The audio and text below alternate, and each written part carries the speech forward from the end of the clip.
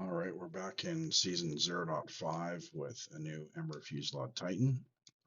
Titan got a pretty big nerf over the into the new season because we lost our time of need.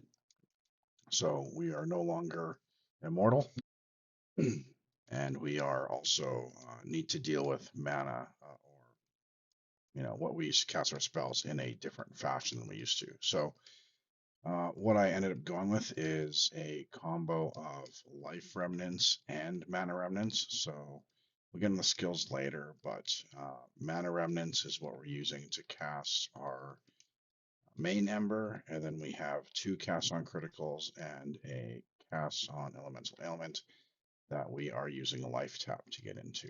So we're using life tap instead of blood magic because we still want to have mana so we can run Zenith 2, which will give us a boost in damage when we are on full mana. The build itself is a little susceptible to getting crowded, and it also dies to some ground effects every once in a while, which is kind of just the way it goes. Yeah, it's pretty good. It handles most content pretty well. I don't think, well, I mean, I know it doesn't do exhibition or expedition the greatest. You kind of gotta move in and dodge back. But as you can see, we're running a Abyss map. It does handle Delhi 200, no problem.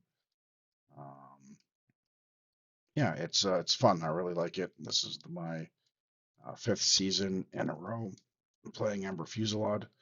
Um, I just liked it before Time of Need. You didn't have to worry about any ground effects or anything like that. But it's a pretty efficient mapper. It deals quite a bit of damage. I believe we're currently in hideout a almost 4 million damage DPS. And yeah, it's pretty fun. So I'm gonna just let this map finish off, and then I will keep talking unless I think of something else to talk about. But I believe the map should almost be done. Oh yeah, there's a bunch of almost had some dropping blood things. Um, the remnants themselves are pretty good. We don't really spec into mana on remnant, the 3% on remnant pickup or the 3% mana on remnant pickup. We don't really need it. We're generating so many infusions that I just didn't feel like it was needed. So let's just finish off these guys up here. They're all dead. We will keep going. I did play Jungrone's Ember Fusillade build, the cast on dodge. It was pretty good. I loved it actually. It was really fast, really efficient mapper. Um, and I would argue it's probably cheaper than this build. This build is definitely going to be a multi-mirror build to get it this high. So let's go take a look at the items. So Rune Master's Call, we want this to be Rune Mastered because that will give us the 50% chance for spell skills to fire 2 additional projectiles as an implicit. Or then you're going to go ahead and add the +9 level between the Legacy of Life Sprig and the Rune of Wisdom. We're then going to add the 28 crit hit chance, which turns into 84% crit hit chance because of the 200% increase. 35 increased spell damage becomes 105. We're going to add the 25% to cast 2 additional projectiles. So that way, when we cast Amber, we're always getting 3, which removes the need for things like wild shards or I don't know, I can't remember the other one. And then finally, this is kind of a slot that you can play with. This gives 5% damage to all elements, which turns into 15 for each element. You could put the chaos one in there, but just a little bit of a DPS drop. Not that we care too much. The engine for the life regen is going to be the Covenant Ultra Robe. When you're getting this, you're going to want to remove the uh, I can't remember what it is. There's an ability you want to remove where it adds increases the cost. Um, Life cost efficiency is going to be pretty important. The less life it costs to cast, the more embers you get to throw around. 10% increased max life is nice as well, but not required. This amulet took quite a bit of currency to craft. Not required as well. You could get a +3 or +4. You'd lose, I don't know, maybe 10-15% damage. But the important part is going to be the spirit and the fire spells critical hit chance. That's going to be a breach mod for the ring that gets applied through the abyss, through an abyssal mod. Snake Pit Pearl Ring, the main one for this is the additional chain, so you want to put it on your right slot. So when you buy this, get a projectile from spells chain +1 times. The spell damage, cast speed, and meta skill increase energy is just nice to have. For the helm, you're going to want to run a 2-slot. Critical hit chance is nice, not required. You could balance this out to get more chaos resistance or other resistance as needed. You're going to want to run Raven Touched and the 50% increased cost efficiency. Every cost efficiency gain we get means we can cast more embers. I went with efficient inscriptions for a 20% increased reservation efficiency. That allows me to run blasphemy. Yeah, blasphemy.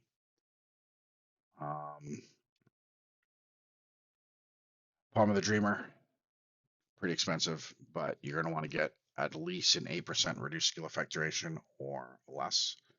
So the 13 isn't required. 8 or less is required.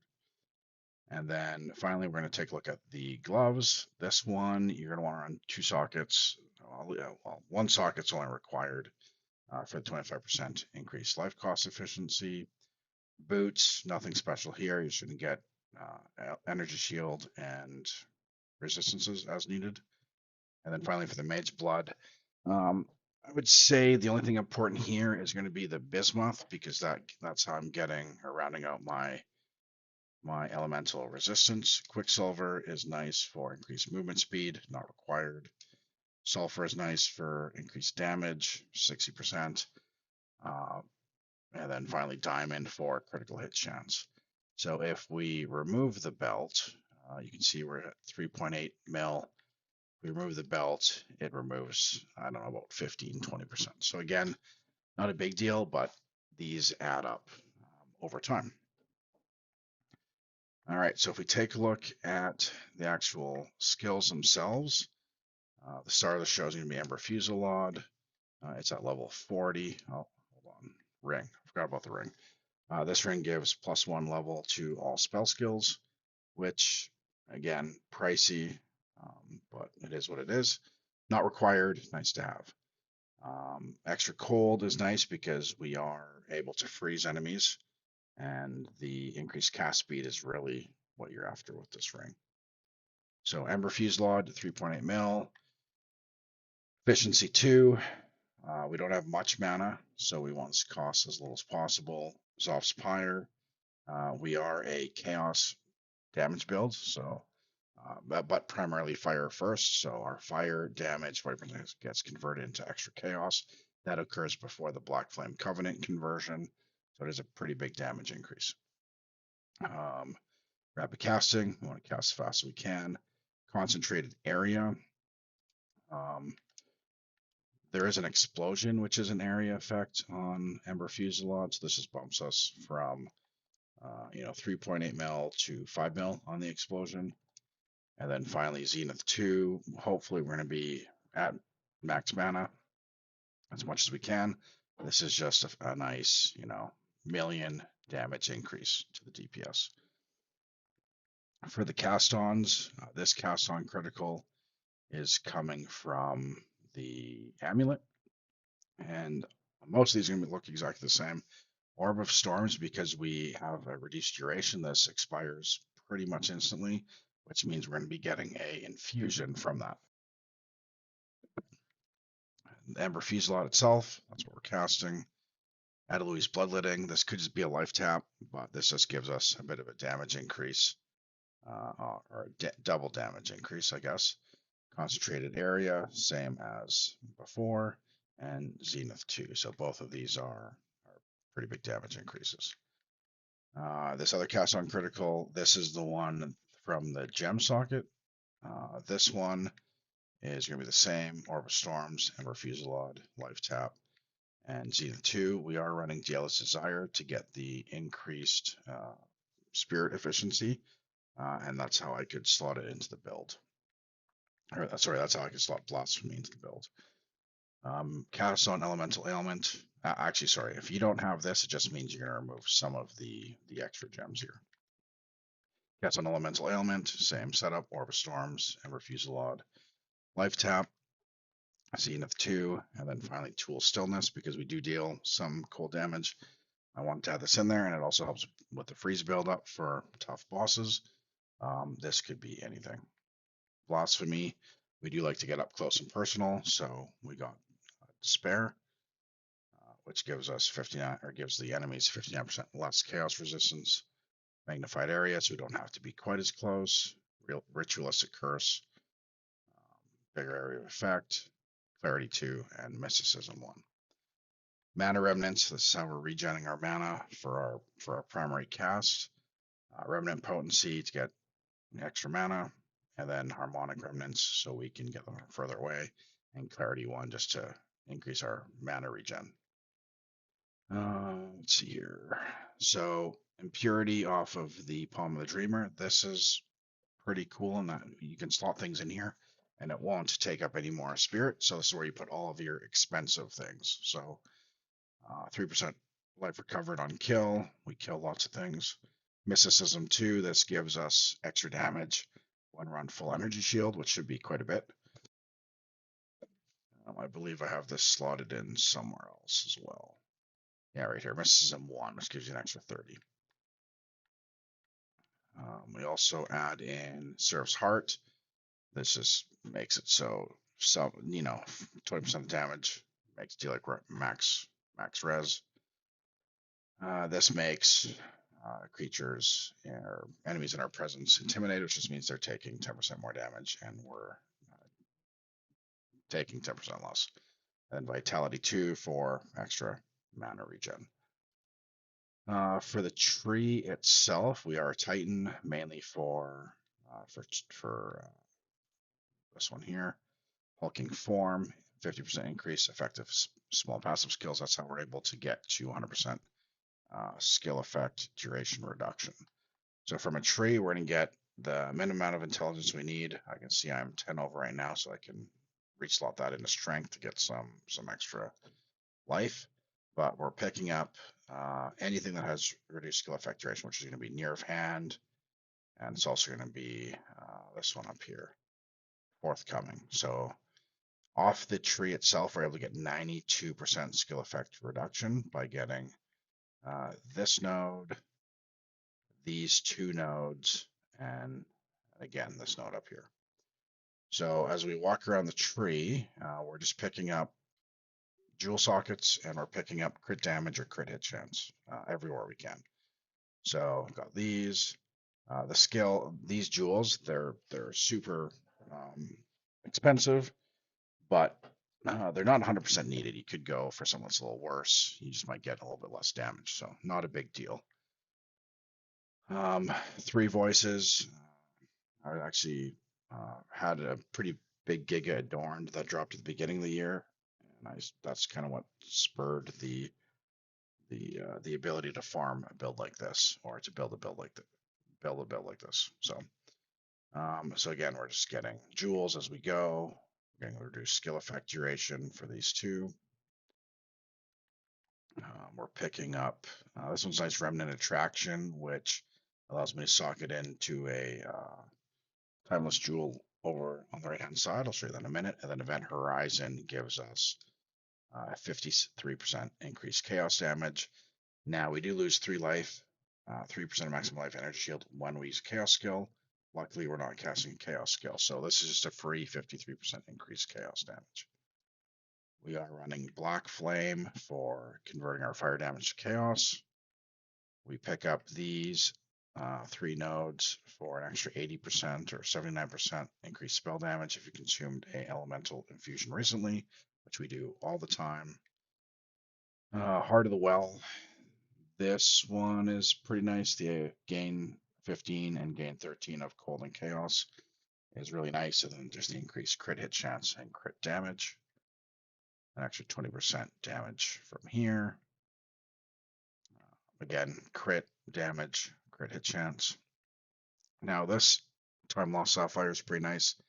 It gives us, I can't remember what the total is, but essentially for every notable, it gives us 18% increase, or sorry, it gives us 22% critical damage and 8% crit hit chance, plus some spell damage. So that's, we've got 5 notables in here.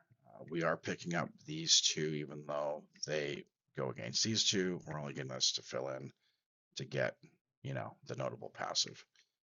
And then finally, off of that other jewel, we get Remnant Attractions, which means we get this for free, but it gives us not just the 57% chaos and the remnants can be picked up further away. It gives us all that critical damage increases. We are triggering a lot of spells, so we want the 10% mana cost efficiency and damage increase. And then we also get this one here to refund half the energy spent. Crit hit chance, crit damage, extra jewel sockets, more crit damage, and finally meta damage. Yeah, so that's the build. It is pretty fun. It is pretty expensive. There are some things that could be changed, I'm sure, but I'm not a professional streamer. If anyone has any ideas on how we can make this even better, feel free to reach out. Thank you.